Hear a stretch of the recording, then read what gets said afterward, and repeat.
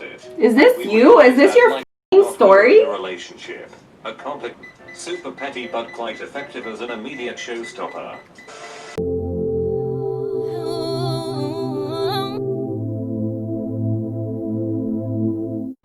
Hola nenes, and welcome back to my channel. So this is the final look. If you're interested in getting this result for a night out with friends, then make sure to stick around. The ex wanted me back after breakup. Ask Reddit dating stories. After your ex wanted you back after leaving you. Ran into my ex a couple months after she broke it off with me for someone else.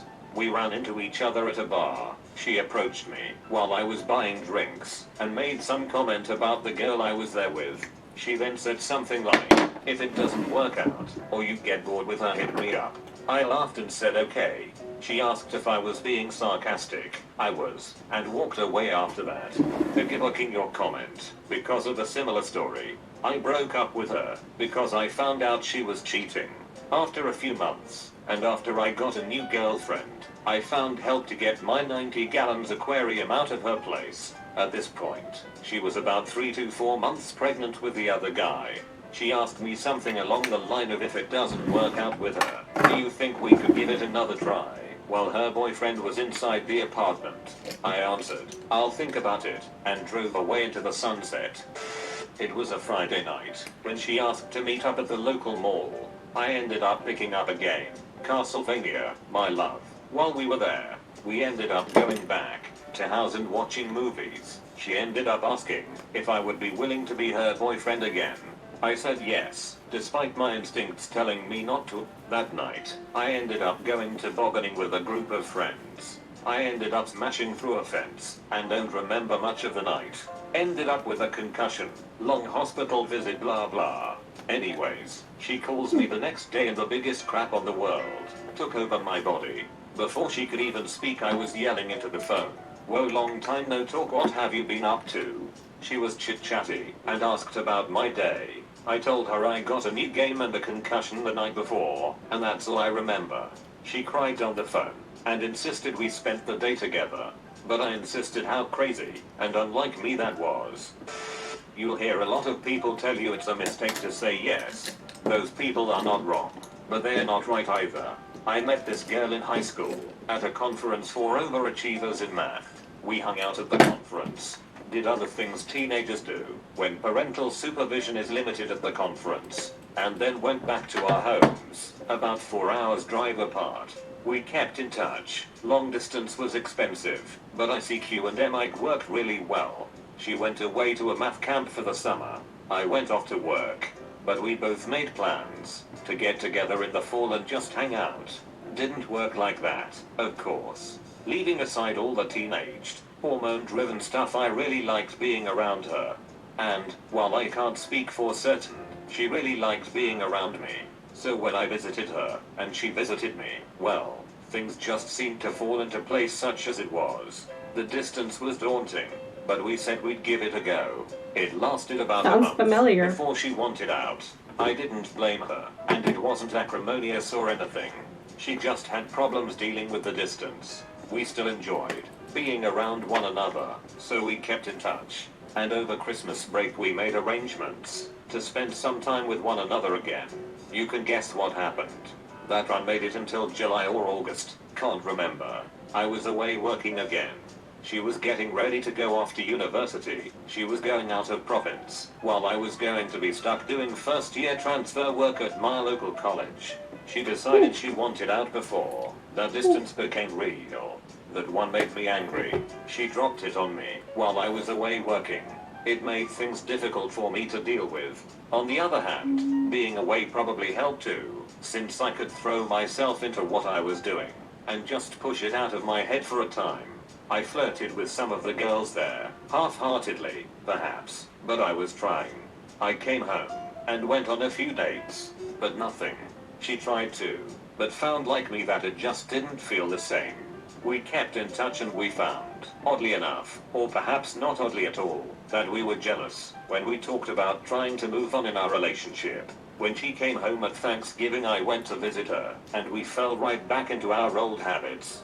So we had a serious talk about it. Is this you? Is this your f***ing story? Relationship. A complicated one. Like, did you submit a Reddit post or If we wanted to move on from it, we would have to cut ourselves off from one another. Or we could just deal with the distance. Dealing with the distance seemed like a better choice than cutting a... Do you have a Reddit account that I don't know about? So we dealt with it. I'm not saying we did it well, but we did it. We made lots of time for one another. I went up to visit her when the school year ended. This is you and... to come visit me during her short visits home. We both altered our plans so that we could cut down the distance the next year. I changed universities. She changed co-op locations. I'm just saying. And now, 18 years after we first met, we are 7 years married and have a wonderful daughter because I said yes to my ex. She initially called me from another college to tell me she thought we should see other people. A month later she called me to say she hadn't found anyone better, so we were a couple again. I politely told her I was seeing someone. That was the day that I learned that we should see other people meant I should see other people, while you wait around for me to maybe come back.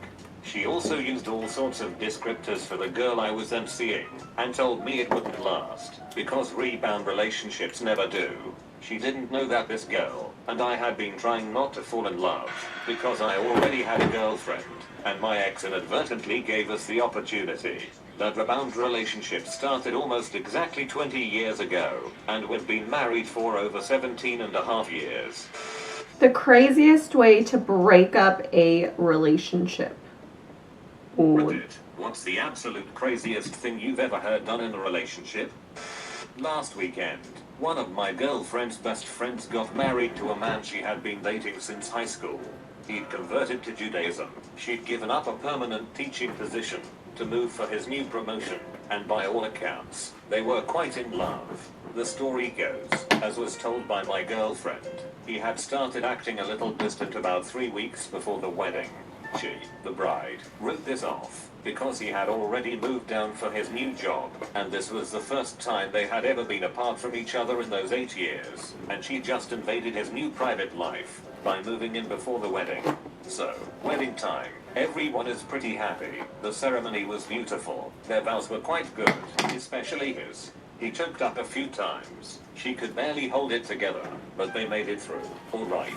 The reception was quite fun, as most Jewish weddings are, and we go our separate ways. Last night, I get a call from my girlfriend saying the bride is in shambles, as the groom had just told her that he no longer loves her.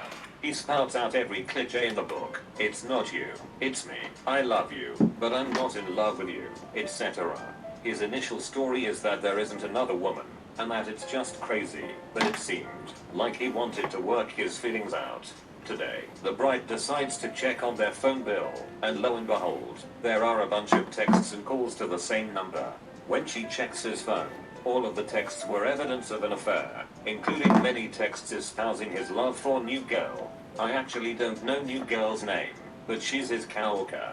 Many of these were sent while they were on their honeymoon, and many of the calls were immediately after he had called the bride, usually saying goodbye with "I love you." Mind you, throughout this whole process, the bride had sensed strange things going on with the groom, and even offered to postpone the wedding, or cancel it altogether, but the groom still went through it, while he was stopping this co-worker of his. I nominate this groom for the Deutsche Bag of the Year award. A year or so after marrying my great-great-grandmother, my great-great-grandfather's part, and starts hacking away at the top of the candle. To everyone's audible relief, the couple was able to light the candle and get on their ceremony. After the wedding, there was a general hushed agreement that the candle bit was a poor omen for what was to come. Sure enough, 2 years later they both got hit by a truck. My childhood best friend of more than a decade got married a couple weekends ago to a gold-digging succubus whom we all hated. His own family offered to take the financial hit in the week leading up to the wedding if he called it off. Her family business is marrying rich, and he alienated tons of his friends who regularly fought with his family over her. I refused to attend the wedding, but at least half the wedding party, including his sisters. This girl had no friends, so her only bridesmaids were her sisters and his sisters. Also, he realized in their honeymoon just what a terrible person she was, and how she would ruin his life. She told him that she had no intention of ever working again. She had quit her job right before the wedding, or going back to school. She went to 5 undergrads in 6 years, is nowhere close to graduating from any of them, and that she wanted nothing to do with his family ever again. So they got married on a Saturday, and he asked for divorce on the following Thursday. Their marriage lasted 6.9% of a Kardashian. While I agree, I have been a long time Reddit reader, but this post actually forced me to comment twice for my first time. I absolutely feel your pain, and I've never met anyone with a similar situation to mine.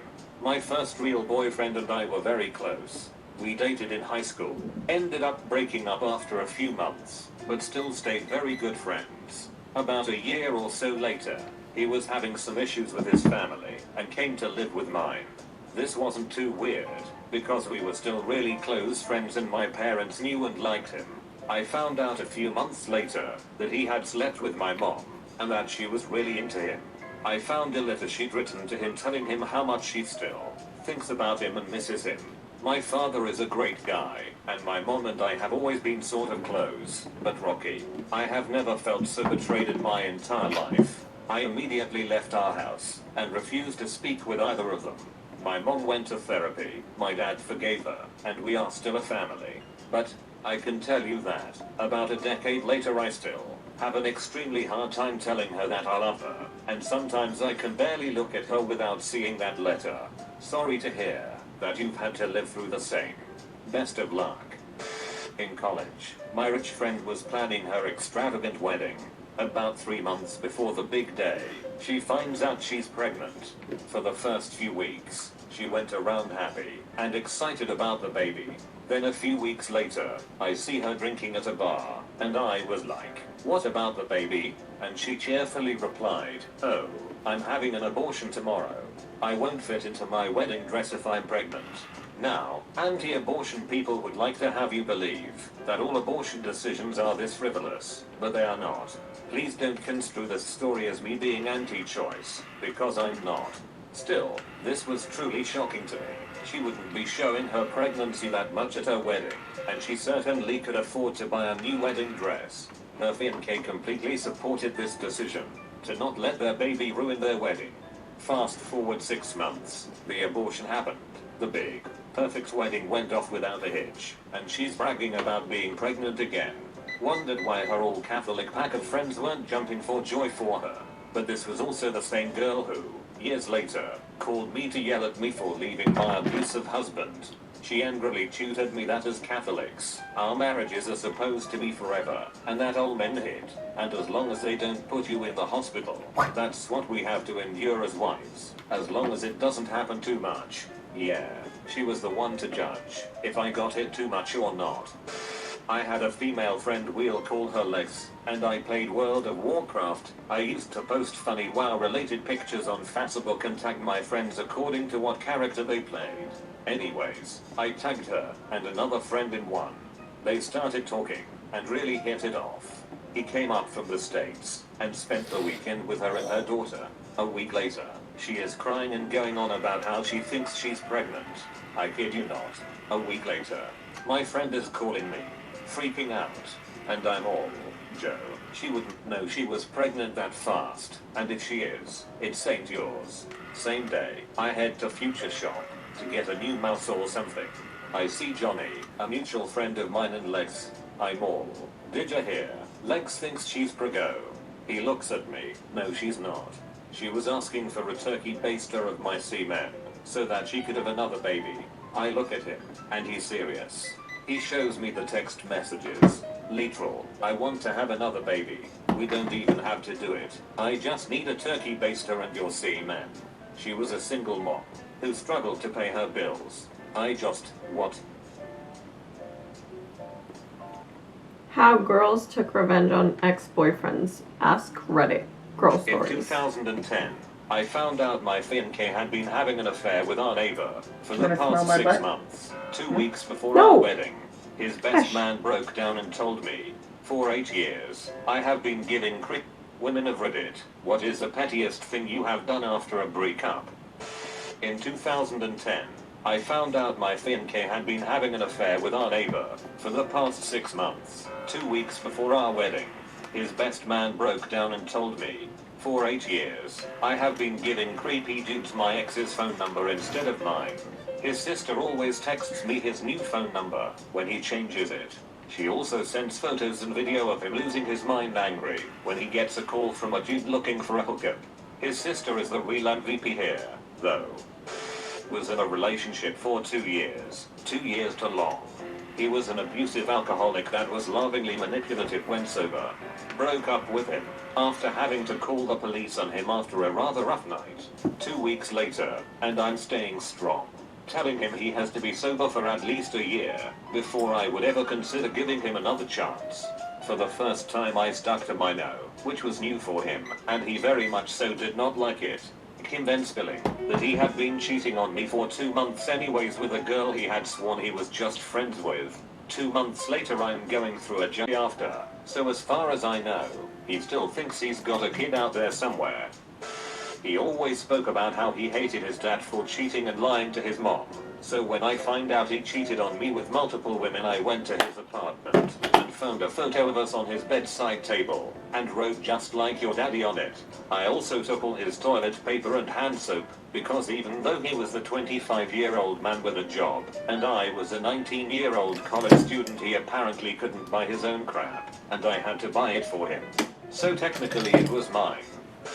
After getting left a week before our wedding to a man who refused to admit he was cheating on me, I only found out when was of the girls he was fooling around with broke down and told me. I subscribed him to the Watchtower, Jehovah's Witness, and requested visits from them and Mormons, etc. Pretty much every religious mailing list as well. Used his email every time I needed to use an email to see stuff online. His work email as well as personal. Sometimes I just found cool things to get mailing lists from. Anything from daily devotionals to Ashley Madison.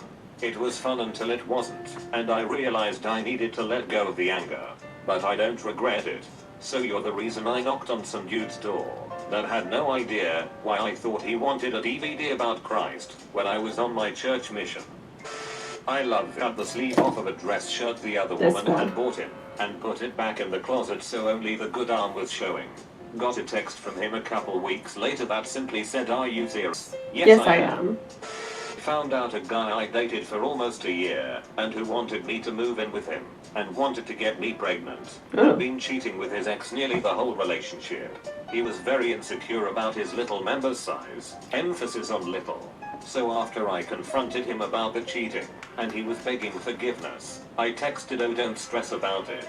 Just means you've been disappointing 2 women in bed for the last year instead of just one." Super petty but quite effective as an immediate showstopper.